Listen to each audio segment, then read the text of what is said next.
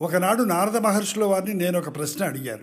ఎవడున్నాడీ లోకంలో ఇది వరకెరుగని వాడు, ఎవడున్నాడీ కాలంలో సరియగు నడబడివాడు, నిత్యము సత్యము పలికేవాడు, నిరతము ధర్మము నిలిపేవాడు, చేసిన మేలు మరువనివాడు, సూర్యుని వలెనే వెలిగేవాడు, ఎల్లరికీ చలచల్లనివాడు, ఎదనిండా దయగలవాడు, ఎవడు ఎవడు ఎవడు.